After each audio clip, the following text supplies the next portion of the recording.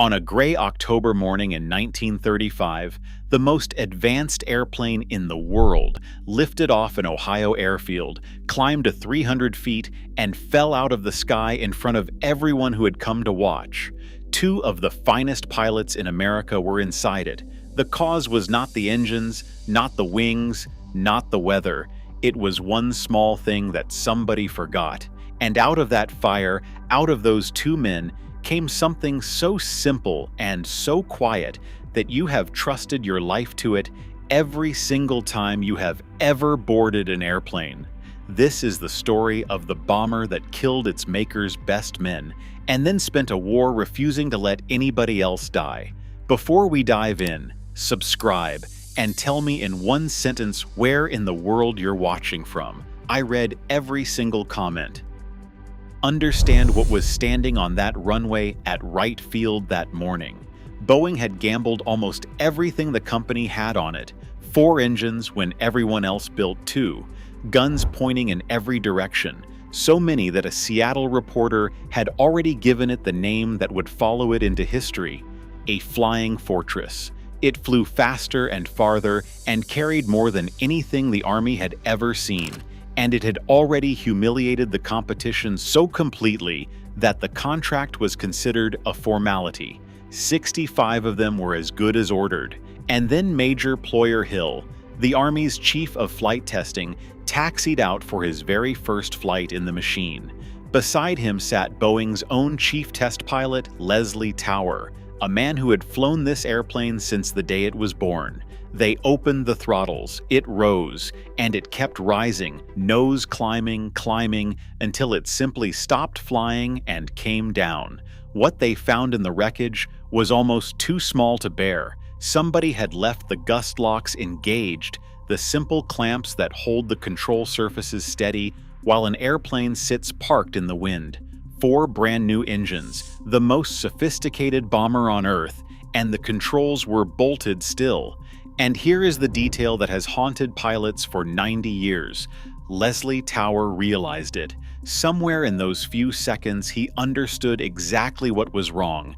And from where he was sitting, he could not reach the lever. He knew, and he could not get to it. There was a young lieutenant on the field that morning named Robert Giovannoli, and he was only a spectator. He had no duty there, no orders, nothing that required anything of him at all. He ran toward the burning wreck, forced his way up onto the fuselage and down into the front of the airplane, and dragged one man out of the flames. Then somebody told him the pilot was still inside. Think about that moment. He had just come out of a burning aircraft with fuel exploding around him. He was already hurt, and he turned around and went back in. He got Major Hill out too, badly burning his own hands and arms doing it. The Army gave him the Soldier's Medal and the Cheney Award for what he did that day. Hill died within hours. Tower held on for 3 weeks in a hospital in Dayton before he died as well, and they carried him home to Montana by train with Army airplanes flying escort overhead. And Robert Giovannoli, the man who ran into the fire twice, was killed 5 months later when the wing came off his little pursuit plane over Baltimore. He was 32. When he died, he had not yet been handed his medals. They were still waiting for him. The newspapers were merciless. Critics said what everyone was privately thinking, that this airplane was simply too much machine for any human being to manage, too complex to fly safely. Boeing was disqualified from the competition it had already won. Douglas took the contract. The company had spent itself nearly to the bone on this thing, and now it had a dead test pilot, a ruined prototype, and a country that thought its great idea was a death trap. That was the moment when the entire future of the 4-engine bomber could have quietly ended, but a handful of Boeing engineers and Army pilots looked at that crash and refused to accept the conclusion everyone else had reached. They did not believe the airplane was too complicated to fly. They believed that human memory was too fragile to be trusted with the machine this complicated, and that those are two completely different problems. So they did something almost absurdly humble. They sat down and they wrote it out. Not a redesign, not a new invention. A list, a single sheet of paper with the critical steps written on it, one after another, for taxi, for takeoff, for flight, for landing, so that no man's memory, however brilliant, however experienced, would ever again be the only thing standing between a crew and the ground. That was it. That was the whole idea. And I want you to sit with what that little piece of paper became, because it is the most beautiful thing in this entire story. Every airliner you have ever flown in, every holiday, every business trip, every time you have flown home to see your family, every time your children have flown to see you, somewhere up front, before that aircraft moved an inch, two people read items off a list out loud to each other and answered one another, exactly as those men decided in 1935. It is the reason flying became the safest thing human beings do. Two men died at Wright Field because someone forgot one lever, and their deaths have been quietly saving strangers ever since, every hour of every day, for 90 years. Nobody stands up at 30,000 feet and thanks Ployer Hill or Leslie Tower. Their names are not on anything you will ever see, but they are the reason the most dangerous thing your grandparents could imagine became so ordinary that you fall asleep doing it. The young engineer who had helped draw that airplane was 25 years old. His name was Edward Wells, and he had come to Boeing straight out of Stanford, a quiet, careful man who would spend the next 50 years of his life shaping the sky. He was not the only father of the Flying Fortress, that credit he shares, but he was there at the drawing board when it was born, and he was there when it fell. In a museum in Seattle today, you can still see the logbook from that prototype. 18 flights are written in it. It ends on the 24th of October, 1935, 6 days before the crash, and the rest of the pages are blank forever. And beside it in that same collection sits a letter that young Ed Wells wrote to his father. That is what survives of the beginning of the most famous bomber in American history, a half-empty logbook and a boy writing home to his dad. The Army never forgot how good that airplane was. Small orders kept the line alive, and when the war finally came, the Flying Fortress went into production on a scale that is hard to picture even now. In Seattle, at the peak, 16 of them rolled out the doors every single day. Most of the people building them were women, wives, and mothers, and daughters who had never held a rivet gun in their lives, working shifts around the clock on the machines their husbands and sons would fly. The factory itself was so precious that the Army built an entire fake neighborhood on the roof, plywood houses, canvas lawns, little painted streets, so that from the air it looked like a quiet Seattle suburb instead of the place where America's bombers were born. Roughly 12,700 of them were built before it was over, and every one of them carried 10 young men. You have to understand what that meant for those 10, 7 kilometers up, in unpressurized aluminum, in air 50 degrees below zero, breathing through a mask, guns freezing solid in gloved hands. One of them spent the whole mission alone in the tail. One of them, usually the smallest man on the crew, was curled up inside a glass ball hanging beneath the aircraft, with nothing between him and the whole of Germany but a thin skin of perspex. They flew in daylight, deliberately, because that was the only way to hit anything precisely, and daylight meant everyone could see them coming. And in 1943, before the escorts could reach all the way, these boys were flying into the deadliest place on this planet, with nothing to protect them but each other and the airplane they were sitting in. So they began to talk about that airplane the way you talk about a person.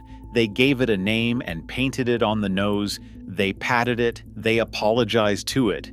Because when the fighters came and the flak came, the aluminium around them was not a machine anymore. It was the only thing on Earth that was on their side. And they were not the only ones who loved it. On every airfield in England, there were men who never left the ground.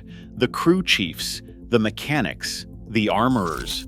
who worked all night in the cold so that a bomber would be ready at dawn, and then stood at the edge of the runway and watched it go. A crew chief could tell his own aircraft from 3 miles out by the sound of it. And when the formations came back in the afternoon and the count was short, those men kept standing there, staring east at an empty sky, long after there was any sense in it. They had put their hands on every rivet of that airplane. They knew the boys inside it by their first names. Nobody ever wrote their story down, and the fortress earned every bit of that love. On the 1st of February 1943, over the North African coast, a German fighter came apart against the tail of a B-17 called All-American and cut it almost completely in two. The tail hung on by a strip of metal skin and a few cables, swaying in the wind like something already dead. The tail gunner could look forward through the gap and see daylight where the middle of his airplane used to be. Any sensible man would have bailed out, but 2 of his crew were in the back, past the break, and if the tail came off on the way down, they would go with it. So Lieutenant Ken Bragg looked at what was left of his aircraft and decided it was still flying, and he flew it gently, patiently, barely touching anything for over an hour, all the way home. Every turn he made could have torn his airplane in half. He made them anyway, because leaving was never something he considered. Other crews formed up around him and radioed ahead to say the worst was coming. The ground crews watched that broken shape line up on the runway and land, and when the ambulance came racing out, they waved it away, because not one man aboard was hurt. Every single one of them climbed down, and only when the last man was clear did the whole tail section finally give way and settle onto the ground. The airplane had held itself together exactly long enough to bring its 10 boys home, and not 1 second longer. But the story that says the most about that bomber is not about not metal at all. On the 20th of December, 1943, a 21-year-old farm boy from West Virginia named Charlie Brown was flying his first mission as a commander in a fortress called Olde Pub. And by the time he came off the target at Bremen, his airplane was barely an airplane. An engine was dead and another was failing. The nose was smashed open to the freezing air. Most of his crew were wounded. The morphine had frozen solid in its tubes, and one of his gunners was gone. He was alone, hundreds of miles inside Germany, flying so low and so slowly that he was less a bomber than a target. And then a Messerschmitt slid up beside his wing. The pilot's name was Franz Stigler. He was 28 years old, one of the best fighter pilots Germany had, and he needed exactly one more victory to receive the Knight's Cross, the medal every German pilot dreamed of. In front of him was the easiest kill of his life. Stigler came in close enough to look through the holes in that aircraft and see what was inside it. He saw the wounded men on the floor. He saw the boys trying to help each other, and Franz Stigler did not fire. He said afterwards that his own commanding officer, years earlier, had told him something he never got out of his head, that if he ever shot at a man hanging in a parachute, he would shoot Stigler himself, and hanging there in front of him in that broken airplane were 10 men just as helpless as that. He had a medal 1 squeeze of a trigger away. He let it go. Instead, he flew formation on Charlie Brown's wing, right beside him, past the German anti-aircraft guns that would not shoot at a bomber flying next to one of their own, all the way out over the North Sea. Then he looked across at that terrified young American, nodded to him, saluted, and turned for home. He never told anyone. He could not. The American command classified what had happened, and on Stigler's side of the war, mercy shown to an enemy could have put him in front of a firing squad. Both men carried it in silence. More than 40 years later, Charlie Brown began looking for the German who had let him live. He wrote letters. He placed an advertisement in a newsletter for old Luftwaffe pilots, and one day in 1990, an envelope arrived from Canada. Franz Stigler had spent his whole life wondering the same thing from the other side. Whether that shattered bomber had made it, whether those wounded boys had lived. He wrote that hearing they had survived filled him with joy he could not describe. When the two old men finally stood in front of each other in a hotel lobby in Florida, they fell into each other's arms and wept. Somebody asked Stigler on camera what Charlie Brown meant to him. He tried to answer and could not. And then he said, in his heavy accent, "I love you, Charlie." He had lost his brother, his friends, and his country. He said that Charlie Brown was the only good thing the war ever gave him. They stayed friends for the rest of their lives, and they died within months of each other. Two old men who had met once for a few minutes in the freezing sky and never let go. Nearly 5,000 flying fortresses were lost in combat, more than a third of every one that was ever built. And behind every one of those numbers were 10 young men and 10 families waiting at home.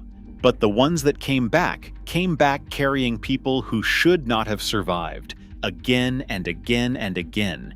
And that is why the men who flew them have never stopped talking about that airplane, Ed Wells went on. The quiet 25-year-old from the drawing board became Boeing's chief engineer, and after the Fortress came the Super Fortress, and after that the great jet bombers, and then the 707, and the 727, and the 737, and the 747. Think about that the next time you fasten your seatbelt. The machines that carried your family across the world came from the same hand that helped draw the bomber that carried somebody else's grandfather home from Germany. And a few years ago, 75 years after the first flying fortress ever flew, an old man of 88 sat down and wrote a letter to the Boeing company. He told them plainly about the day he came back from a raid over Germany with 179 holes in his aircraft and only 2 of his 4 engines still turning. He had been a boy then. Now he was at the end of his life, and there was one thing he still wanted to say to the people who had built the thing that saved him. He wrote, "I'm glad to be alive. Thank you for making such a good airplane." That is the whole story, in one sentence, from a man who was there.